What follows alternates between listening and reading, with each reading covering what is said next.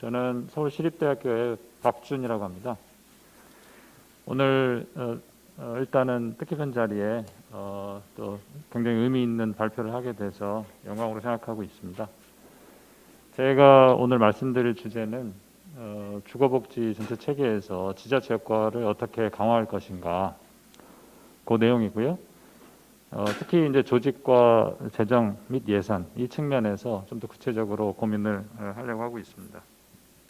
예, 그 네 가지 꼭지로 했습니다. 그래서 첫 번째는 역할 강화 필요성에서 간단히 짚어보고 싶고요. 그 두 번째, 세 번째는 저희 지자체 주거복지 그 사례 중에 정책 사례 중에 전주시가 굉장히 모범 사례를 꼽히고 있습니다. 그래서 전주시에서 그것이 가능했던 이유들, 뭐 그런 것들을 살펴보고 그 뒤에 그럼에도 불구하고 한계들이 존재합니다. 그래서 그런 부분들을 다시 짚어보고요. 그래서 마지막에 정책 방향에 대해서 말씀을 드리겠습니다. 첫 번째는 지자체의 역할 강화 필요성에 대한 부분은 사실은 굉장히 많은 공감대가 있어 왔습니다. 실무자들을 비롯해서 학계에서도 많은 논의들이 있었었고요. 그래서 그런 것들이 최근에 중앙정부의 주거복지 로드맵이라든지 이런 부분들이 많이 반영이 되어 왔던 것이 사실입니다.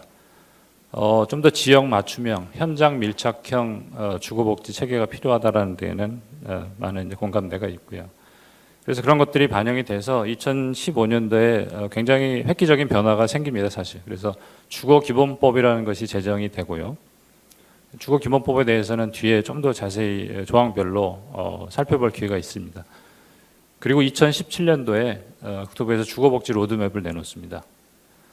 지자체에서는 그렇게 평가를 하더라고요. 굉장히 이 중앙정부의 이 시그널 가이드라인이 굉장히 그 조직 내외에서 주거복지에 대한 정책에 대한 인식 변화를 가져오는데 굉장히 역할이 컸다, 이렇게 얘기를 합니다. 2018년도에 국토부에서 주거복지 정책관을 신설하고 조직을 정비를 하죠. 그리고 2020년 올해 주거복지 로드맵 2.0이 나옵니다. 그러면서 좀 더 여기 두 번째 2017년도에 주거복지 로드맵 내용을 보시면 중앙 LH 중심에서 중앙, 지방, 민간 협력적 거버넌스 체계로 전환한다라는 이제 선언을 하면서 그리고 총량 중심에서 주거 지원 필요 대상에게 주택이 적절하게 공급된다, 이렇게 방향을 설정했는데 굉장히 이제 맞는 방향이고요. 그럼에도 불구하고 여전히 이제 존재하고 있는 문제점들이 있습니다. 이제 구조적인 문제들이 꽤 많이 있는데 예를 들면 유형이 너무 많다라는 거죠. 이제 이런 부분들을 나름 공부해온 저로서도 너무 복잡하게 느껴집니다. 지원자 대상 조건도 굉장히 다양하고요. 저는 사실 청약제도도 정확하게 잘 모릅니다. 그러니까 개인적으로 봤을 때, 그런데 하물며 하루하루 먹고 살아야 되는 걸 고민해야 되는 주거 취약계층 입장에서 볼 때 이런 정보들 다 찾아봐서 자기한테 맞는 조건을 찾아서 신청을 하고 기다리고 탈락이 되면 또 다음 거를 또 신청하고, 이런 체계가 과연 적절한가라는 고민을 해야 된다는 거죠. 저는 이것이 구조적으로 거대한 주거복지 사각지대를 만들어내고 있다라고 봅니다. 그리고 이것이 정말 이 소요 대비해서 공급이 얼마나 부족한가, 그런 현실을 가리고 있다라고 저는 생각을 하고요. 지금의 주거복지 그 센터, 일반적으로 우리가 이해하는 그 관련된 여러 가지 주택 유형이 있고 임대주택 유형이 있고 거기에 대한 정보를 제공해 주는 정도의 서비스는 굉장히 이제 기다리는 수동적인 방식의 행정입니다. 그래서 이거를 좀 더 개인의 몫이죠. 다 개인이 찾아봐야 되고 그 개인의 정보를 좀 더 도와주고, 그래서 개인이 신청할 수 있게 도와주고, 이런 방식은 저희들이 좀 바꿀 필요가 있다라는 것이고요. 또 하나는 저희들이 이제 중앙의 총량 목표를 많이 줄인다고 했지만 여전히 목표가 있습니다. 그리고 사실 그런 부분이 어느 정도 타당한 그런 측면이 있는 것이, 현실적으로 장기 공공임대주택이 너무나 부족합니다. 지금 우리가 국토부에서 내놓고 있는 그 통계상 그 장기 공공임대주택에서 10년 임대를 제외하고 나면 사실은 그 수치가 굉장히 더 떨어지거든요. 어쨌든 이런 목표를 향후에 몇 년 안에 10%로 올리겠다, 주거복지 2.0에서 막 나오고 얘기를 하고 있는데, 그런 양적 목표도 사실은 굉장히 중요한 것이 현실이죠. 그런데 워낙에 이제 중앙 주도를 하다 보면 여러 가지 문제들이 발생을 하고 한계점들이 있으니까 지자체의 역할 강화를 통해서 이런 부분들을 많이 공동의 목표가 되겠죠. 그렇게 나가야 되는데 그런 부분들에 대해서 우리들이 조금 더 개선할 부분이 있다는 말씀을 드리고 싶고요. 그래서 궁극적으로 개선 방향이라면 공공에서 역할을 좀 적극적으로 해야 되지 않나. 적극적으로 주거복지 소요를 발굴하려는 노력을 해야 되고 이거를 일원화된 루트를 통해서 대기자 명부에 다 올려야 되는 겁니다. 올리고 가능한 서비스들이 그때그때 가능해질 때마다 바로바로 연결을 시켜주는 시스템으로 가야 되는데 그렇게 위해서는 전제 조건이 지금 이렇게 다양한 복잡한 이런 유형들을 다 통합을 해야 되고 실질적으로 통합을 해야 되고요. 그다음에 대기자 명부제도를 도입을 하고 전담 조직이 있어야 됩니다. 지역에. 그러니까 뒤에도 말씀드리겠지만 필요해서 나 이런 서비스 필요하고 이런 게 궁금해서 어디 전화를 하면 여기는 우리 담당이 아니다. 그러면 다음 부서를 알아봅니다. 거기 전화하면 여기도 우리 담당이 아니다. 이런 식으로 해서 주거복지 관련된 어떤 그런 지역에서의 전담 그 조직이 필요한데 그런 것들이 필요하고요. 그리고 현장 밀착형 네트워크형 전달 체계가 필요하다. 그래서 이제 주거복지센터 지역에 주거복지센터가 중요하다라는 얘기들이 이제 여기서 나오는 것이고요. 이런 방향으로 가야 된다는 것이죠. 그래서 아까 말씀드렸다시피 전주시 사례를 가지고 그런 부분들을 좀 더 논의를 해보도록 하겠습니다. 전주시에서는 2011년도에 주거복지 지원 조례를 제정합니다. 이 조례 내용을 보면 굉장히 구체적인 내용들이 나오는데 아주 길지는 않지만 핵심적인 내용이 들어가 있습니다. 그 안에 보면 그 주거복지 사업 그리고 주거복지위원회 등을 규정을 하고 주거복지 기본계획을 수립을 해야 된다. 뭐 이런 내용들. 그리고 연도별로 시행 계획을 세워야 된다. 구체적으로 이런 내용들이 담겨 있고요. 주거 실태 조사를 포함해서 이런 내용들이 담겨 있습니다. 그리고 3조에 시장의 책무도 넣었거든요. 그런데 이렇게 했음에도 불구하고 2016년도에 그 새로운 시장에 들어오기 전까지는 이게 작동을 하지 않았습니다. 이 조례가. 관심이 없는 예를 들면 이 주거복지 부분에 관심이 있었던 그 시장이 취임하지 않았었더라면 여전히 전주시에서 이런 주거복지 기본 계획이라든지 이런 것들이 수립이 안 됐을 가능성이 굉장히 높죠, 사실은. 뒤에 이제 말씀드리겠습니다. 그리고 이 시장에 와서 한 일이 뭐냐면 2016년도에서 17년도에 바로 전담 조직을 만듭니다. 그리고 이 전담 조직에서 주거 실태 조사 그리고 거기에 기초한 주거복지 기본 계획을 수립을 하죠. 그래서 신설 전에 보시면 지금 대부분의 지자체에서 이렇게 돼 있습니다. 현장 단위에서는 생활복지과, 그다음에 어디죠? 여성 청소년과, 환경과, 주택과, 안전총괄과 다 떨어져 있습니다. 근데 기존의 전주시도 마찬가지로 이렇게 다 분할되어 있었는데 그것을 주거복지과 하나로 통합을 했고 4개 팀으로 지금 시작을 해서 현재 16명으로 운영을 하고 있다는 것이고요. 그럼 왜 그렇게 했느냐? 기존에 이제 현장에서 주거복지 소요 부분들이 제대로 잘 전달이 안 됐다는 것이죠. 그리고 정책 누수, 그래서 프로그램 간의 상호 연계 및 통합적 전달을 통한 정책 누수의 최소화와 사각지대를 해소하겠다라는 목표가 있었습니다.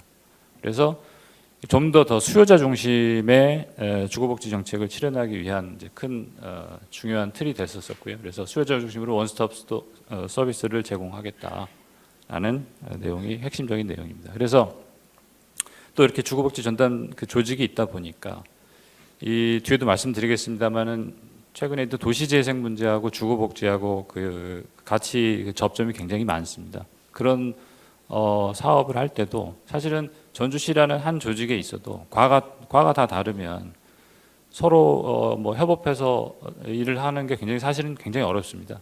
근데 그럴 때 주거복지의 전담 부서로서 도시재생 파트하고 융합해서 정책을 펼 수 있는 그런 틀 발판이 되고 있다는 것입니다.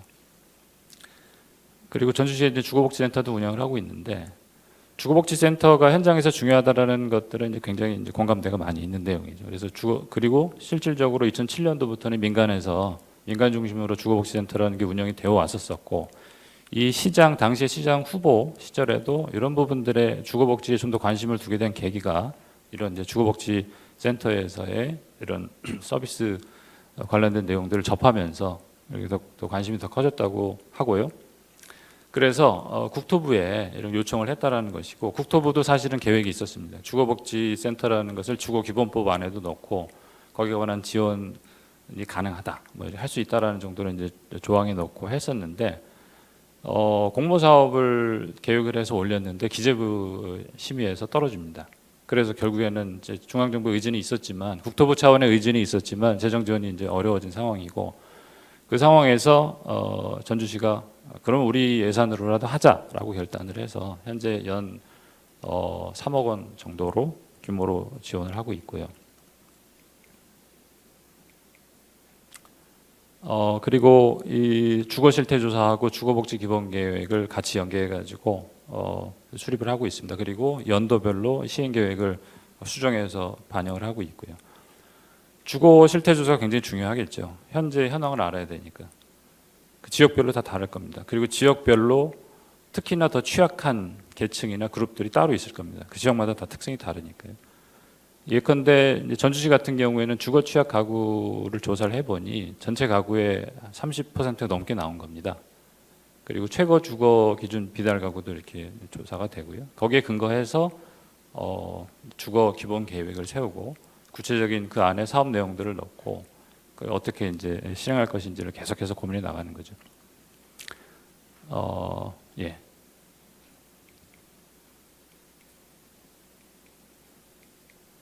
그리고 이제 주거급여 사업이 있습니다. 대부분의 지자체에서는 주거급여 사업 요거를 맡아서 담당자들이 요거 하는데도 좀 급급한 상황이라고 표현하면 제일 맞을 것 같은데요. 이제 그 소관 부서가 국토부로 넘어오면서 지자체도 요 전담 부서들을 만들어 달라고 요청을 국토부에서 했었었고, 그리고 지자체에서들도 다 매칭으로 해서 주거급여 사업을 진행을 하고 있습니다. 그리고 대부분의 이제 지자체 예산을 보면 이 주거급여로 나가는 예산이 상당 부분 제일 높고요. 그리고 중앙이나 이제 광역 지자체에서 나오는 비율을 제외하고라도 꽤 지출 규모가 큰 것을 알 수 있습니다. 여기서 이 주거급여를 지급을 할 때 사전 조사를 해야 됩니다. 그 주택 조사 업무라고 하는데 그 업무가 현재는 그 LH가 맡고 있는데요. 근데 LH의 차원에서 보면 지자체하고 이제 LH를 비교해 보면 지자체 같은 경우에는 이제 시군구별로 그 풀뿌리 조직들이 다 있습니다. 그래서 약간 이런 조사하는데 굉장히 유리한 측면이 있는데, LH 같은 경우에는 이제 한 지사라든지 지부에서 여러 지역을 다 커버해야 되는 그런 문제들이 있어서 굉장히 어려움과 비효율성이 존재한다라는 것이고요. 전주형 주거급여 사업도 한번 말씀을 드리고 싶은데, 많은 지자체들에서 중앙정부에서 내려주는 주거급여만으로는 커버가 다 힘들다. 왜냐하면 그 대상자 선정 기준이라는 게 다 그 유연성이 크지는 않습니다. 그래서 지자체 차원에서는 여기는 더 지원을 해줘야 된다라고 생각을 하는데, 예컨대 시흥시 같은 경우에는 아동 주거복지에 굉장히 관심을 많이 갖고 있거든요. 그래서 조사를 하다 보면 아동이 있는 가구들은 더 지원을 해줬으면 좋겠다라는 그런 지자체에서 의지가 있어도 기준에 맞지 않는 거죠. 그래서 지급을 할 수 없는 상황이라서 이런 지자체들에서 그러면 이제 차상위 계층에게 또는 거기에 추가로 더 지원할 수 있는 부분들에 대해서 고민을 하고 있고 자체적으로 예산을 들여서 준비를 하고 있습니다. 그리고 임대주택 관련돼서 말씀을 드리면 굉장히 재미있는 사례가 있는데, 사실은 법령에 따르면 지자체에서도 공기업이 없는 지자체에서도 이 공공 임대주택 사업을 할 수 있습니다. 이제 뭐 매입 임대가 가장 간단하겠죠. 그래서 전주에서 지자체 차원에서 공공임대주택 공급을 시작하기 위해서 국토부와 그 허그에 요청을 했었었고 승인을 받아서 진행을 하고 있는데, 규모는 작지만 굉장히 의미 있는 작업이라고 볼 수 있습니다. 그래서 1년에 한 20여 채씩 해서 청년을 위한 매입 임대주택을 확보해 나가고 있고요. 그리고 LH가 가지고 있는 공공임대주택 그 공가 부분을 활용을 해서 이 순환형 긴급임대주택, 특히 이제 이번에 수해가 크게 났었었는데 수해 때 이재민 발생했을 때 굉장히 적시에 잘 활용을 했었다고 합니다. 그리고 도시재생 연계 관련 부분입니다. 도시재생과 관련되지 않은 최근에 지자체들의 고민이 도시재생 굉장히 많이 있고 중앙정부의 지원도 굉장히 많이 있고 한데, 이런 부분들을 주거복지하고 연결해서 풀어낸 사례들이 전주시에 굉장히 많이 있어서 몇 가지를 제가 소개해드리고 싶은데요. 첫 번째는 그 산단 전주의 산단 지역이 있습니다. 거기 이제 굉장히 노후화되어 있고 쇠퇴되고 있는데 그 부지의 일부를 그러니까 토지 이용 계획 변경을 해주는 겁니다. 그 권한은 시 고유 권한이니까요. 해주면서 일반 이제 주상복합이 가능한 또는 이제 주거용으로 바꿔주면서 그 부지의 일부를 시가 받고 그 시를 행복주택을 위한 부지로 LH에 제공을 하고 거기에 LH가 행복주택을 공급을 하고 있는 그런 상황인데요. 이런 방식의 사업들이 많이 앞으로 이루어질 거라고 봅니다.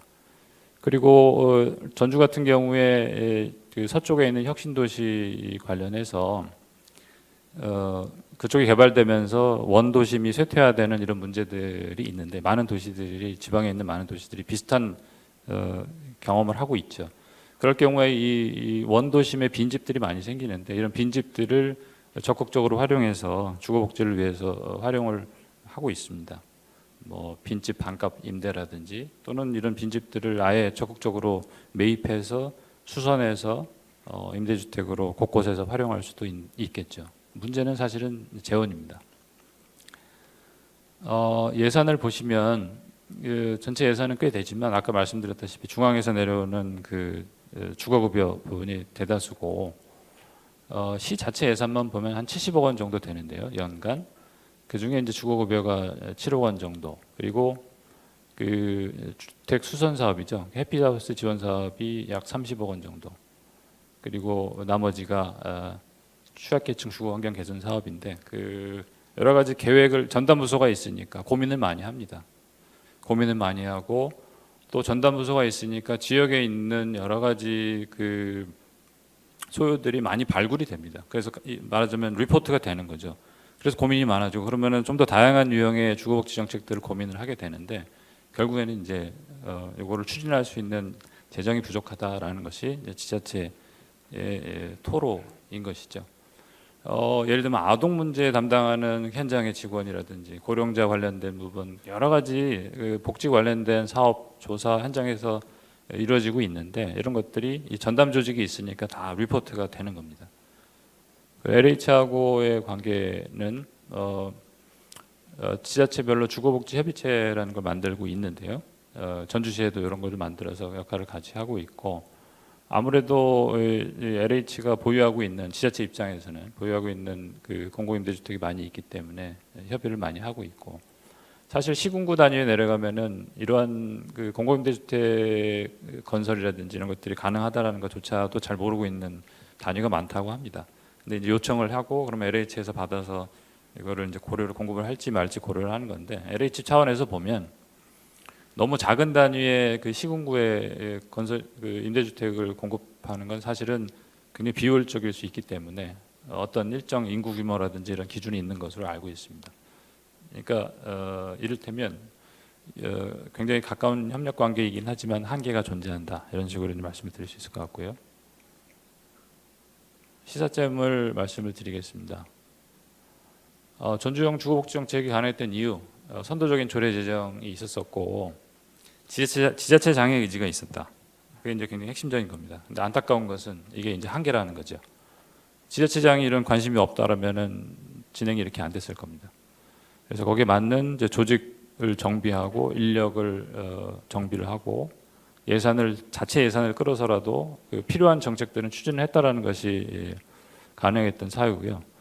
또 하나는 주거복지 관련된 전문직 인력을 뽑아서 순환근무하고 상관없이 계속해서 수년째 이 업무를 계속 담당하고 오면서 주거복지 정책의 어떤 중요한 역할을 계속 해오고 있다라는 것도 시사점 중에 하나입니다.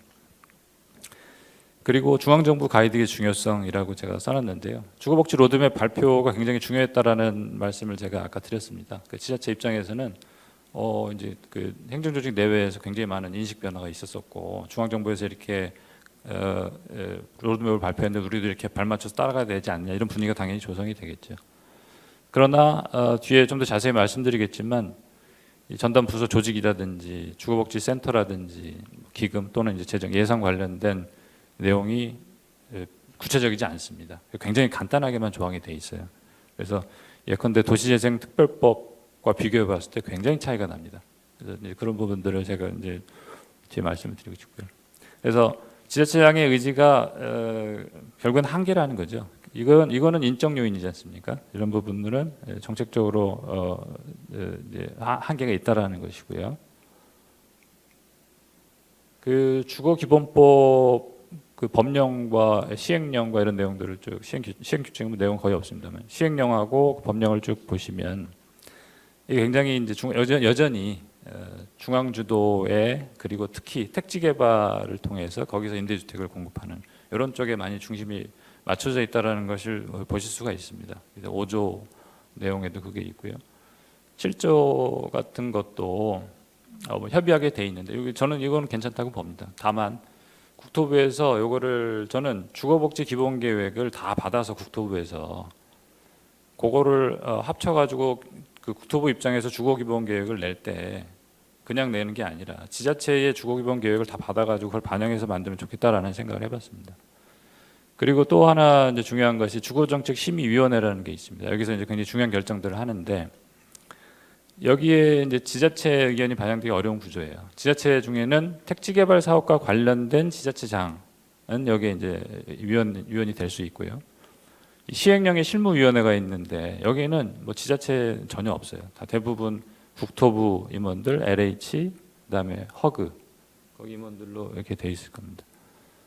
그래서 지자체 목소리가 들어갈 만한 그 통로가 굉장히 없다라는 것이고, 예, 그리고 이제 주거복지센터 관련해서도 내용을 보면 LH 위주로 위탁해서 하는 거로 아예 규정이 막 돼 있고요. 불명확한 조항, 비구체적 의무라고 제가 정리를 해놨는데 그 내용들을 보시면 그러니까 타법, 예를 들면 도시재생특별법을 제가 계속 비교해가면서 말씀을 드리고 싶은데 굉장히 너무 간략하게 돼 있고 할 수 있다. 돼 있고 그리고 의무가 구체적이지 않습니다. 그러면은 지자체에서 예컨대 비구체적 의무 제일 마지막 줄 보시면 21조의 주거복지 전달 체계를 위해서 그 관련된 내용인데요. 지자체는 거기에 맞는 조직, 인력, 예산을 갖춰야 한다. 한 줄 있습니다. 이 조직에 대해서 도시재생특별법에서는 조직에 대해서 어떤 역할을 해야 된다는 굉장히 구체적으로 나와 있거든요. 예산과 관련해서도 어떻게 예산을 마련해야 된다는 의무 그리고 어떻게 이 예산을 마련한다라는 구체적인 재원까지 굉장히 구체적으로 들어가 있는데 굉장히 대비가 되는 거죠. 한 줄 들어가 있습니다. 또 하나의 사업 그 한계를 보시면 이제 권한인데요. 입주자 선정하고 선정 기준의 경직성. 그 실무자 담당자들은 사실 이렇게 얘기합니다. 이 선정 권한이 많이 넘어왔는데 이게 사실은 일이다. 근데 지자체가 그렇게 관심이 있어 하지 않을 수도 있다라는 거예요. 왜냐? 그렇게 선정 권한이 와도 기준이 똑같다는 겁니다. 중앙정부에서 일률적으로 내려준 기준에 따라서 그냥 말하자면 행정 일이 되는 거죠. 지자체가 원하는 지자체에서 지원해주고 싶은 그런 그룹들을 지원해줄 수가 없다라는 겁니다. 그래서 이 선정 권한도 중요하지만 그 선정 그 기준을 유연하게 그 재량권을 확보해 주는 것도 굉장히 중요하다. 그게 없다라면은 의미가 굉장히 줄어드는 것이고요. 그다음에 재원 문제는 아까 드렸었고요. 마지막으로 정책 방향을 정리해서 말씀드리겠습니다. 첫 번째는 의무와 관심의 선순환이라고 이제 제가 적어봤습니다. 지자체장의 관심만으로 되는 게 아니죠. 이거는 일정 부분 중앙정부에서 의무를 또는 책무를 져야 되는 부분이 있다라고 봅니다. 그래서 첫 번째로 가능한 것이 주거급여 주택조사 업무를 지자체로 이관하는 것에 대해서 제안을 하고 싶고요. 두 번째는 공공임대주택 의무 비율입니다.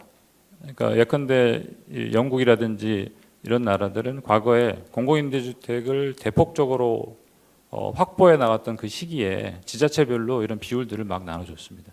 그럼 지자체에서는 거기에 맞춰서 또 나름의 여건에 맞는 계획들을 수립을 하고 실행을 했던 것이죠. 그게 뭐 정말 무리한 계획을 말씀드리는 건 아니고요. 그래서 일단은 중앙에서 각 지자체의 주거복지 기본계획, 주거실태조사 이런 내용들을 다 알고 있어야 된다는 것이고 거기에 맞춰서 그 지역별로 이런 의무 비율이랄지 목표치라든지 이런 걸 좀 구체적으로 해줘야 되는 게 아닌가. 예를 들면은 그냥 총량으로 10%를 확보해야 된다. 몇 년도까지 장기 공공임대주택을 10% 하겠다. 그럼 어떻게 되냐면 어떤 지자체 입장에서는 어떤 특정 유형의 공공임대주택, 예를 들면 영구임대주택이라고 하죠. 면적이 작으니까 양을 많이 공급할 수 있거든요. 물론 이제 그 뒤에 이제 비용이 더 드는 뭐 이런 문제도 있지만 임대료 때문에 어쨌든 어떤 지자체 입장에서 보면 그 지자체 소와는 굉장히 떨어져 있는 특정한 유형의 사업이 택지 개발 사업이 그 해당 지역에 이루어졌다는 이유만으로 대량으로 공급이 되는 거예요. 그러면 공가가 대량으로 또 발생을 하게 됩니다. 왜냐하면 그 지역에서 그 영구임대 거기에 들어가고 싶은 사람은 또 적으니까요. 상대적으로 그 지역이 임대료가 적은 지역이라면 시장 임대료가 굳이 그 좁은 영구임대에 안 들어가려고 한다라는 겁니다. 예를 들면 그래서 이런 부분들이 이제 중요하다는 말씀을 드리고 싶고요. 그리고 전담 조직 규정을 좀 구체화할 필요가 있다. 저는 이제 그 주거복지과 신설을 유도하는 다양한 정책들을 펼 필요가 있다라고 보는데 좀 더 구체적으로 그 중에 하나는 그 주거기본법에 이 조직에 대해서 그 조직의 역할을 구체적으로 써야 된다는 겁니다. 예컨대 여기 참고로 쓰여 있는 도시재생특별법 제9조에 보시면 전담 조직의 설치라고 해가지고 그 역할들을 굉장히 구체적으로 써놨습니다. 근데 지금 현재 주거기본법의 21조 내용에 보면 아까 말씀드렸다시피 인력 거기에 맞는 주거복지 전달 체계를 위한 인력과 조직과 예산을 마련한다. 그 한 줄 끝이에요. 그러면 지자체 입장에서 봤을 때는 우리 조직이 있는데 주택과에서 하고 있잖아. 예산 있지 않습니까?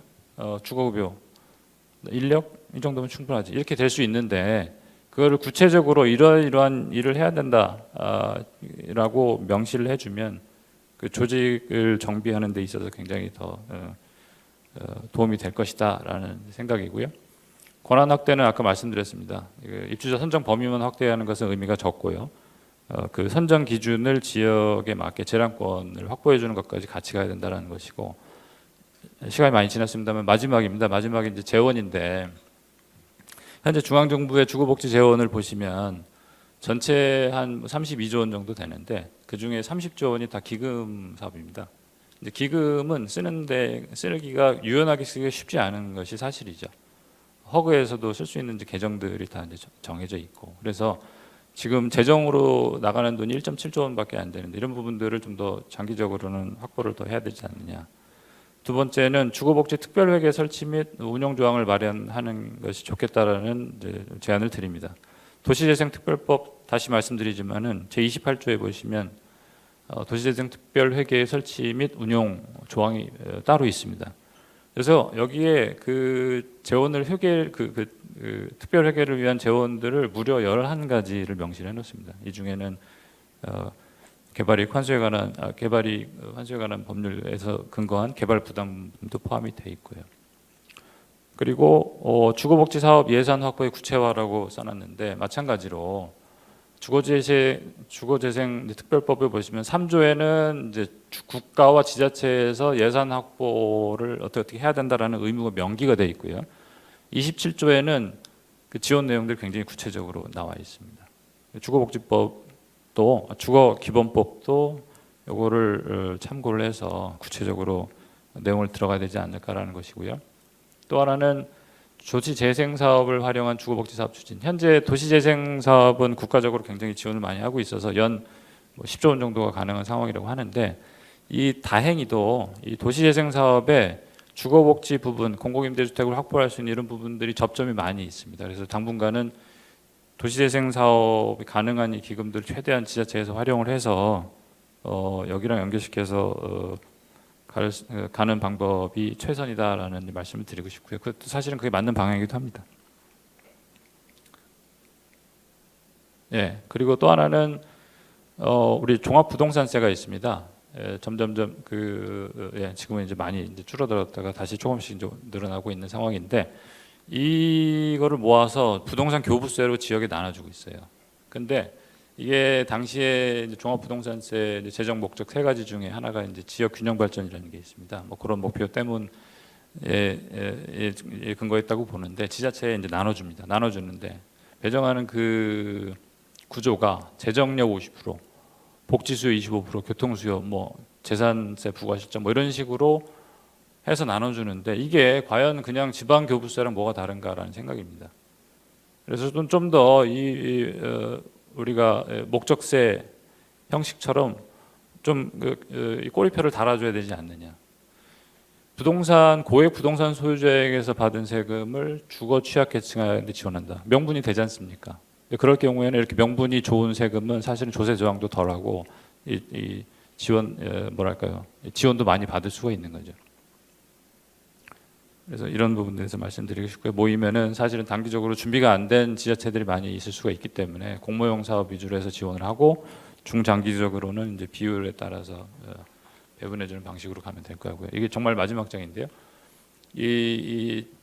지방세 특례 제한법이라는 게 있습니다. 그러니까 지방세를 깎아주는 감면 또는 면제해주는 조항들이 들어가 있는 법인데 이 임대주택에 대해서 재산세 및 취득세 이런 걸 감면해주는 구조가 있거든요. 의미가 있는데 예컨대 이제 민간임대주택 특별법이 제정됐을 때 민간임대주택에도 엄청나게 감면을 해주는 뭐 이런 내용들이 있었습니다. 어쨌든 이런 부분들도 지자체 입장에서는 지자체 세원이 줄어드는 부분이 있으니까 다시 한번 정비를 할 필요가 있고요.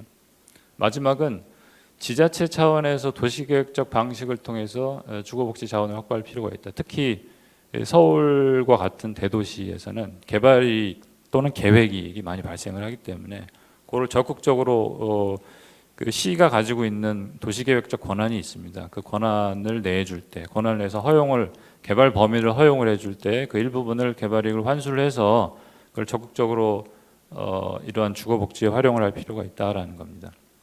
여러 가지 이제 이슈들이 있는데 일단은 이거를 공간으로 받을 수도 있고요. 또는 현금으로 받을 수도 있겠죠. 그 이슈가 있고 또 하나는 이거를 일정 부분 받았을 때 이거를 쓰는 범위가 어디에 쓸 것인가. 예를 들면 사전협상제를 통해서 그 강남구에 있는 그 한전 이전 부지에서 굉장히 많은 조 단위의 개발 이익을 이를테면 환수를 했는데 그거를 강남구에 또 다 써야 되느냐. 그건 기반시설이 충분하거든요.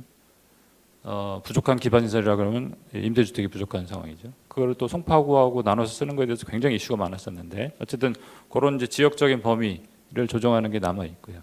그래서 영국에서 연간 이러한 그 계획화 과제를 기반으로 해서 협상을 통해서 받아내는 사회주택 또는 어포더블 하우징 비율이 상당히 됩니다. 그래서 우리나라도 대도시를 위주로 해서 이런 거에 대해서 본격적으로 보다 적극적으로 고민을 해야 되지 않는다는 생각이 듭니다. 예, 이상입니다. 네, 두 번째 발표를 맡은 울산과학기술원 도시환경학과 김정섭입니다. 제가 발표 드릴 내용은 임대주택 유형 통합 및 대기자 명부 도입 방안에 관한 연구입니다.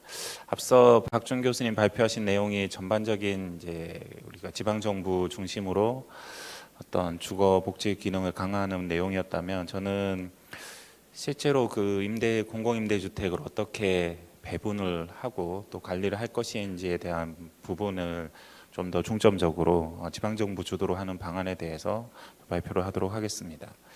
전반적인 목차는 이런 필요성에 대한 서러운 부분과 그리고 현행 임대주택 공급 및 배분 방식의 문제점 그리고 현재 정부에서 계획하고 있는 임대주택 유형 통합에 대한 어떤 검토 그리고 대기자 명부와 연계해서 도입하는 방안에 대해서 제안해 드리고자 합니다. 다 잘 아시겠지만 1989년 영구임대주택이 도입되고 이미 이제 30년 정도가 지나고 현재 주거복지 로드맵 2.0에서는 뭐 올해가 되면 우리가 주로 많이 이야기하는 OECD 평균 8%를 뭐 도달한다 이렇게도 이야기를 하고 있는데 여전히 이제 공급은 확대가 되고 있지만 실제 그 내용들을 들여다보면 계속 그 정권이 바뀔 때마다 새로운 어떤 임대주택 사업들을 도입을 함을 통해 가지고 상당히 제도가 복잡하게 현재 구성이 되어 있습니다. 그래서 최초의 영구임대주택으로 공공임대주택가 시작을 했지만 뭐 국민임대, 행복주택, 뭐 또 중간에 장기전세 주택도 있었고요. 뭐 민간임대까지 또 들어가는 그런 상황입니다. 그래서 임대주택이 이렇게 다양하게 됐을 때 문제점은 결국은 임대주택 유형별로 서로 다른 어떤 입주 자격 기준이나 뭐 정부의 어떤 재정 지원뿐 아니라 뭐 입주자 자격 기준 이런 부분이 다 다르기 때문에 제도가 워낙 복잡해서 실제로 이 임대주택에 입주하고자 하는 분들이 상당히 그 정보에 접근이 제한되고 어려움을 겪는 그런 장애물로 작동을 하고 있습니다. 그래서 이런 문제점을 사실 인식을 했기 때문에 문재인 정부 100대 과제에도 임대주택의 좀 유형을 복잡한 유형들 하나로 통합을 하고 대기자 명부를 도입해서 좀 임대주택을 효율적으로 관리를 해보자 이런 부분이 국정과제로 포함이 되어 있습니다. 그래서 주거복지 로드맵 2.0에서 원래 이 부분이 조금 구체화돼서 발표가 됐고요. 그래서 공공임대주택은 소득에 따라서 임대료를 부담하고 사회통합형으로 거주하는 어떤 유형통합 공공임대주택에 대한 어떤 기략적인 구상을 현재 정부에서 발표한 상황입니다. 그래서 현행 그 임대주택 공급 및 배분 방식의 문제점을 좀 더 구체적으로 살펴보자면 다들 아시겠지만 각 정부마다 새로운 임대주택 프로그램들을 사실 개별적으로 제안을 하고 있습니다. 사실 이건 중앙 정부에서만 하고 있는 부분인데 실제 또 지방 정부 뭐 서울시 같은 경우는 서울시 자체에서 또 개발한 각 시장마다 만든 프로그램들이 있어서 이게 훨씬 더 이제 복잡한 어떤 구성이 돼 있고요. 그리고 이런 부분들이 사실 장기적으로 좀 지속이 될 필요가 있는데 이제 장기적 정책의 지속성이 좀 결여되고 그러다 보니까 공공임대라고 하는 부분이 처음에 영구임대로 시작됐지만 이제 여러 유형들이 도입되다 보니까 이제 그 시민들이나 수요자들 입장에서는 이게 어떤 프로그램인지에 대한 인지도 사실 어렵게 되고 또 이런 여러 유형이 있다 보니까 이제 조직은 점점 또 공기업들은 비대화될 수밖에 없는 그런 상황인 것 같습니다. 좀 더 구체적으로 보면 사실 그 같은 국민임대 안에서도 사실 각 크기에 따라서 뭐 입주 자격 기준이 다르고 대상이 되는 소득 계층들이 다 다르고 임대료를 결정하는 방식도 다 다릅니다. 그래서 이게 워낙 복잡하기 때문에 이 부분은 사실은 전문가들이 저도 이 표를 좀 정리를 하고 이제 국토부 편람도 보고 하면서 했지만 사실 되게 쉽지 않은 과정인 것 같습니다. 그리고 이게 한번 고정되는 게 아니라 또 매번 또 그 기준이나 이런 것들 바뀌기 때문에 그 얘기는 이제 수요자들 입장에서 보면 내가 과연 임대주택에 어느 임대주택에 들어가야 될 것인가를 고민을 해야 되는데 그 부분은 사실 답을 하기가 어렵고요. 우리가 뭐 그 동주민센터에 찾아가서 이제 이런 문의들도 하게 되는데 그쪽에 있는 이제 공무원들도 사실 이 부분들을 잘 파악하기 어려워서 실질적으로 제대로 된 어떤 그 서비스를 제공하기 어렵습니다. 그래서 주거복지센터에서 그나마 조금 그런 기능들을 하고 있지만 서울을 제외하면 사실 주거복지센터가 도입된 곳이 거의 없습니다. 이제 경기도가 두 군데 만든 것 같고 다른 지역들은 이제 대구 외에는 사실 도입 예정이 이제 아직 도입되지 않아서 사실 이런 부분들에 대한 어떤 배분 신청이 상당히 복잡한 상황입니다. 또 관리 방식이나 뭐 어떤 재정 예산 집행 관점에서도 이제 뭐 임대료를 구성하는 방식, 보증금을 계산하는 방식 이 부분들이 이제 국토부 규칙으로 정해져 있지만 사실 다 또 제도마다 달라서 우리가 이런 공공임대주택 정책을 추진할 때 어느 정도 예산을 가지고 계획적으로 진행하는데도 어려움을 가지고 있습니다. 그래서 그 가장 어떤 현실적인 어려움이라고 보자면 그 유형별로 워낙 다르다 보니까 실제 이제 시민들이 공공임대주택 입주를 할 때 저기 예시에 나온 것처럼 매번 어떤 특정 국민임대주택 단지에 대한 특정 단지에 대해서 공고가 올라옵니다. 그러면 개별 공고가 났을 때마다 그것을 이제 찾아서 그 부분을 이제 신청을 해야 되고요. 그래서 유형별로 단지별로 어떤 평형별로 다 다르게 어떤 청약을 하는 현재는 시스템으로 되어 있고 그 중에 이제 동점이 있으면 뭐 추첨을 한다든 가점을 적용하고 동점자 추첨한다는 식으로 해서 입주가 결정되는데 그래서 이 모든 과정들이 사실 워낙 복잡하기 때문에 임대주택 컨설팅 다음과 같이 임대주택 컨설팅하는 회사들이 실제로 운영이 되고 있습니다. 그래서 빨리 국민임대주택 입주하는 것들을 도와주는 뭐 지원하는 것들을 도와주는 이런 회사가 생길 정도로 워낙 복잡하게 돼서 사실 수요자들이 많은 불편들이 가중되고 있는 상황입니다. 그리고 이제 정보 소외 계층들도 물론 그 현장 접수나 이런 것들을 지원하고 있지만 온라인 접근성이 떨어지고 하기 때문에 좀 어려움들이 또 있고요. 그리고 이런 입주 자격 기준도 실제로 LH에 공급하는 부분과 뭐 SH가 공급하는 입주 자격도 다른 경우도 또 발생하고 가점이 또 다르기도 하고 해서 이제 이건 쉽지 어떻게 내가 그 개인이 그 전략을 잘 세워서 잘 접근해야만 공공임대주택 입주를 할 수 있는 그런 상황이라고 볼 수가 있겠습니다. 그리고 이제 그런 자격이 되더라도 현재 특별공급이나 우선공급 대상자들이 워낙 또 많이 도입이 됐기 때문에 이제 쉽지 않게 이런 부분들을 다 찾아서 가야 되는 그런 상황이고요. 그래서 현행 그 공공임대주택에 대한 공급 및 배분 방식이 이제 공급을 뭐 유형별로 계속 하고 매번 이제 신청하는 청약 방식으로 진행이 되고 있다면, 앞으로는 그러면 좀 더 이 부분을 수요자들이 편리한 방식으로 좀 바꿀 필요가 있지 않느냐, 이제 그런 관점에서 공공임대주택의 유형 통합 그리고 대기자 명부를 운영하는 방식을 좀 고려할 필요가 있겠습니다. 그래서 앞서 박준 교수님 발표해 주신 것처럼 이걸 효과적으로 하기 위해서는 결국은 그 주민들의 어떤 수요를 좀 더 적극적으로 대응할 수 있는 지방 정부를 중심으로 좀 더 적극적인 주거복지 정책으로 좀 나갈 필요가 있겠습니다. 그래서 해외에는 영국 같은 경우도 중앙정부에선 가이드라인을 제시를 하고 지방정부가 하우징 얼로케이션 스킴이라고 해서 어떻게 임대주택을 배분하고 누구에게 어떤 방식으로 할 것인지를 이제 스스로 정하도록 하고 있습니다. 그래서 미국의 경우도 마찬가지고요. 이제 본 사례는 오른쪽은 이제 뉴욕의 대기자 명부를 운영하는 사례를 조금 정리를 한 부분인데, 뉴욕 같은 경우는 사실 공급은 현재 많지는 않고 기존의 재고를 가지고 운영하다 보니까 한 두 가지 정도 기초 명부, 실제 그 적격 명부 두 단계로 운영을 해서 그 전반적인 그 공공임대주택 입주할 의사가 있는 사람들의 신청을 다 받고 우선순위 된 사람들이 공급하는 그런 방식을 가지고 있습니다. 그리고 워낙 경쟁이 또 치열하다 보니까 그런 어떤 투명성을 제고하기 위해서 모든 가정에서 이제 자동화된 시스템을 도입해서 어떤 불만이나 이런 민원들이 발생하지 않는 그런 방식들을 도입을 하고 있습니다.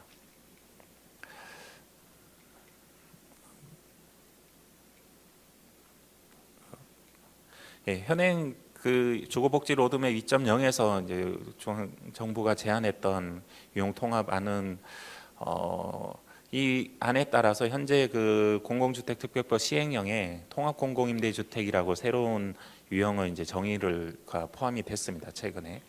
그리고 그 주거복지 로드맵 상에서 제안했던 통합 대상으로는 명시적으로 영구임대, 국민임대, 행복주택을 통합을 하겠다고 제안을 했고, 다만 그 기존에 있는 주택들을 어떻게 할 것인가, 매입임대나 뭐 재개발임대 같은 것도 상당히 물량이 많은데 이 부분은 어떻게 할 것인가에 대해서는 좀 아직까지 안을 제시를 하지 않은 상황입니다. 입주 자격 조건도 130% 중위소득 기준으로 조정이 되고, 임대료 체계도 소득에 좀 연동하는 방식으로 하겠다는 부분들이 되어서 내년도에 구체적인 정부안을 만들고 내년 하반기에 시범 사업을 하는 걸 목표로 정책을 추진하고 있다고 합니다. 현재 이런 정부 안을 기초로 해서 봤을 때 제가 제안 드리고 싶은 부분은, 사실 공공임대주택 유형 통합이라고 해서 통합공공임대주택이라는 새로운 정의가 도입이 됐는데 이게 또 다른 어떤 유형을 만들면 안 되겠다, 그런 부분입니다. 영구임대, 국민임대, 행복주택을 통합해서 통합공공임대가 됐는데 기존에 있는 영구 국민임대를 그대로 두고 통합임대를 하면 어차피 이제 전체 있던 유형에서 새로운 유형이 하나가 더 추가되는 그런 방식밖에 되지가 않습니다. 그래서 어떻게든 우리가 제도를 가지고 갈 때 전체 기존에 있는 재고주택 공공임대와 신규로 공급되는 부분들이 다들 이 통합공공임대주택으로 관리되고 할 수 있는 방식으로 대기자 명부와 좀 연동해서 운영할 필요가 있겠습니다. 그리고 수요자 중심의 좀 더 효율적인 합리적 배분을 위해서 대기자 명부 중심으로 좀 기존의 청약에서 대기자 명부 중심으로 하는 방법을 좀 제안해 드리고, 이 부분을 좀 더 잘 대응을 하기 위해서 지방정부와 또 지방공기업의 역할이 되게 중요하다고 생각이 됩니다. 구체적으로 그 대기자 명부 도입 방안에 대해서 제안을 드리면, 기본적으로 시작을 할 때는 광역자치단체 단위로 시작을 할 수가 있겠습니다. 그러나 경기도 같이 이제 뭐 100만 이상 도시가 기초가 있는 경우는 뭐 권한 이양도 가능할 것 같고요. 그래서 입주 자격이나 배분은 각 지금 광역자치단체가 시도 주거 종합계획을 5년마다 또 수립을 하도록 주거기본법에 되어 있습니다. 그래서 주거기본법에 광역자치단체가 그 지방정부가 원하고 시민들이 원하는 어떤 방식에 그리고 필요로 하는 부분으로 해서 그 어떻게 임대주택을 배분을 하고 할 것인지에 대한 또 원칙과 그 기준들을 좀 포함할 필요가 있겠고요. 공공임대주택 유형통합 대상은 앞서 말씀드린 것처럼 기존 주택까지 포함을 하는 모든 유형들을 좀 포함할 필요가 있고, 공급 주체가 뭐 LH가 되든 SH, GH가 되든 무관하게 하나의 어떤 대기자 명부로 통합을 시켜서 한 곳에서 좀 관리를 하고, 시민들은 이제 그 한 창구를 통해서만 신청을 하고 나중에 임대주택을 배분을 받을 수 있는 그런 구조로 좀 운영이 될 필요가 있겠습니다. 그리고 신청 대상은 이제 지자체 간에 좀 장벽이 좀 있을 수도 있는데, 거주와 사실은 서울 같은 경우는 직장만 있는 경우도 많아서 이 부분을 뭐 가점으로 처리를 할 수도 있겠지만, 이제 두 가지 조건 또는으로 이제 되는 경우에 좀 도입을 하는 방안들을 제안을 드리고자 합니다. 그리고 그 통합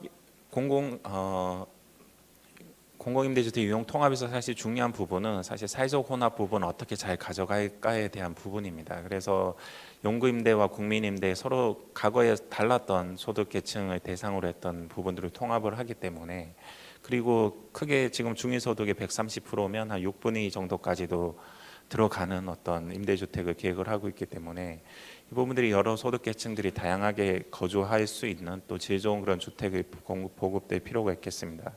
그러기 위해서는 사실 임대주택 관리의 어떤 질적 제고가 필요하고요.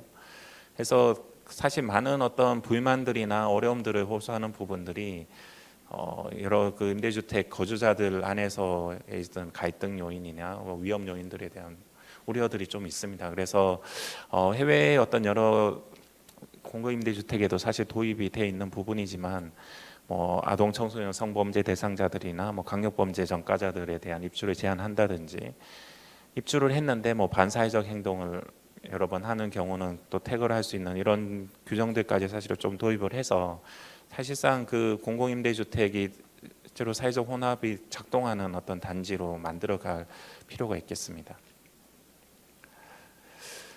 그리고 대기자 명부를 운영을 하게 되면 결국은 어떻게 배분을 할 것인가에 대한 문제가 제일 중요하게 됩니다. 그래서 제가 제안 드리는 안은 크게 보면 특별공급 대상, 현재 임대주택 특별공급을 법적으로 이제 여러 관련법에서 하게 돼 있는 부분이 있어서 그쪽 대상들을 좀 고려할 필요가 있고, 기본적으로 가장 많이 공급될 부분들은 이제 우선 공급 대상 그룹 1, 2로 해놓은 부분이 되겠습니다. 그래서 그룹 1 부분은 현행 이제 소득 1, 2분위 정도가 될 수 있을 것 같고요. 주거급여가 지금 중위소득의 45%까지 지급이 되고 있는데, 요 소득 기준과 좀 연동을 해서 이 부분들이 좀 우선 공급되는 물량들을 특정 그룹에 할당할 필요가 있고, 그 다음 그룹은 이제 현행 국민임대주택 정도 소득 수준, 중위소득으로 환산하면 80%가 되고 좀 지역마다 아마 다를 수도 있겠지만 한 4분위까지 하는 그룹을 우선 공급 대상 그룹 2로 해서 하고, 나머지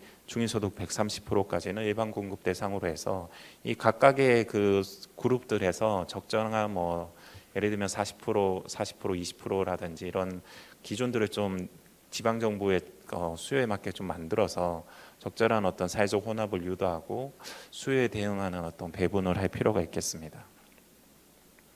그리고 이 대기자 명부를 운영하려면 매년 그러니까 소득에 기반한 어떤 임대료 체계를 또 적용하기 때문에, 그리고 대기자 명부에 신청을 해놓고 어떤 자격 기준들이 또 변경되는 부분들을 시스템적으로 받을 필요가 있겠습니다. 그래서 신청자들의 어떤 선호도나 그리고 어떤 신청 소득이나 이런 부분들을 좀 자동화되어서 할 수 있는 시스템을 구축해서 좀 더 이런 부분들의 임대주택 배분의 업무의 좀 효율성을 각 지방공사나 LH 중심으로 만들 필요가 있겠습니다. 그리고 그 대기자 명부 등록한 가구들에 대해서는 이제 실제로 이분들이 어느 정도 대기를 하면 입주를 할 수 있을까에 대해서 이제 몇 번째 들어갈 수 있다 이렇게 주기보다는 내가 가지고 있는 현행 조건의 점수를 고려를 한다면 평균적으로 1년이나 2년을 기다리면 입주할 수 있습니다. 이런 정도의 정보들을 아마 제공을 할 수가 있을 것 같습니다. 그렇다면 좀 더 어떤 내가 현재는 이제 청약을 하고 누가 신청할지 모르기 때문에 그 청약한 결과에 의해서 결정이 되는데, 대기자 명부상에서 이제 대기 기간들을 좀 제공을 함으로써 좀 더 이제 그 입주에 대한 예측 가능성을 높이는 방향으로 운영을 할 수가 있겠습니다.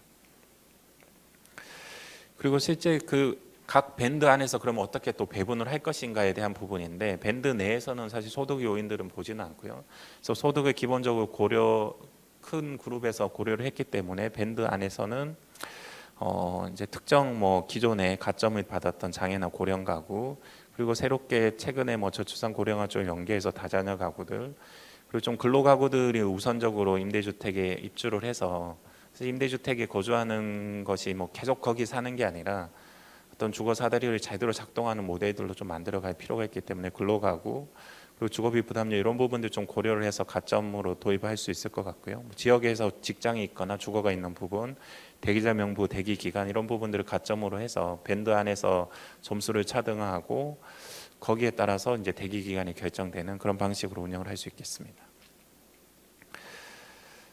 그리고 실제로 그 점수가 돼서 내가 이제 선정 단계가 됐을 때 그러면 내가 어떻게 집을 받을 것인가에 대한 부분은, 제가 제안 드리는 부분은 우선 공급 대상 부분은 어떤 처음에 신청했던 주택 유형이나 크기, 경과 연수, 위치 이런 부분들을 고려해서 어떤 시스템적으로 아마 가장 적합한 주택들을 추천하는 방식으로 할 수가 있겠습니다. 그래서 직접 제공 방식을 도입을 할 수 있을 것 같고, 일반 공급 대상은 사실은 조금 중산층 정도까지를 확대한 부분이기 때문에 이분들은 훨씬 자발적인 어떤 사회적 혼합, 스스로 이 단지에 들어오는 선택들이 더 중요할 것 같습니다. 그래서 일반 공급 대상자들은 어떤 오픈되는 공가가 있을 때 본인이 신청해서 그 안에서 이제 받는 방식으로 배분을 또 진행할 수가 있겠습니다.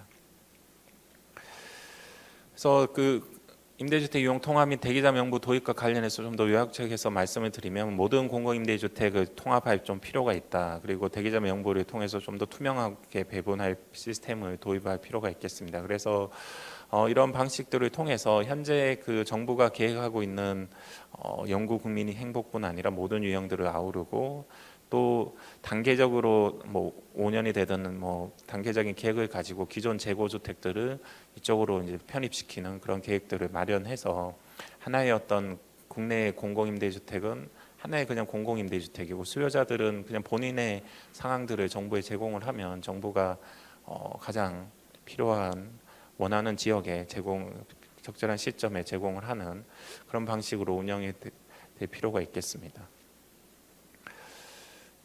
그래서 결론적으로 말씀을 드리면, 임대주택 유형 통합 및 대기자 명부 도입은 결국 지금 현행 공급자 위주로 돼 있는 뭐 또 유형들을 다양화시키고 제도가 복잡하고 이런 부분들을 계속 유지를 하는 이유는 이미 이제 진행됐던 부분들도 있고, 거기에 맞춰서 현행 뭐 공기업들이나 이런 조직들이 또 다 구성이 돼 있습니다. 그런 부분들이 이제 공급자 위주가 아니라 좀 더 수요자들이 좀 편리한 그런 임대주택 서비스가 제공이 될 필요가 있고, 신청부터 입주하고 관리, 입주자 관리까지 그런 좀 더 질적 제고, 서비스의 질적 제고가 필요하다고 생각이 되고, 그 시작점이 아마 임대주택 유형 통합과 대기자 명부 도입 및 운영이 될 수 있을 것 같습니다. 이를 통해서 좀 더 그 주거 소요를 정확하게 파악하고 어느 지역에 더 많은 필요가 있는지에 대한 정보들이 사실 투명하게 공개가 결국 될 것이기 때문에, 현재는 어디가 부족하고 이런 부분들이 다 묻혀서 이제 사실 드러나지 않습니다. 근데 대기자 명부를 도입하면 안 되고 있는 부분들이 사실 명확하게 드러날 수밖에 없거든요. 그렇다 보면 결국 정책적으로 좀 더 긴밀하게 또 대응을 할 수 있지 않을까, 그런 부분들을 기대를 할 수가 있겠습니다. 그리고 법적으로 이런 지방정부 중심으로 대기자 명부를 운영하고 배분을 하고 입주자를 선정할 수 있는 근거들을 좀 마련할 필요가 있고요. 그 부분을 주거종합계획과 좀 연계해서 할 필요가 있겠습니다. 그리고 지방정부 중심으로 이런 권한임과 어떤 재정 지원들이 좀 체계적으로 될 수 있도록 좀 중장기적인 중앙정부의 역할과 지방정부 역할을 좀 검토해서 좀 배분을 하고 역할을 좀 조정하는 그런 방안들 앞으로 더 논의가 필요할 것 같습니다. 네, 이상 발표를 마치도록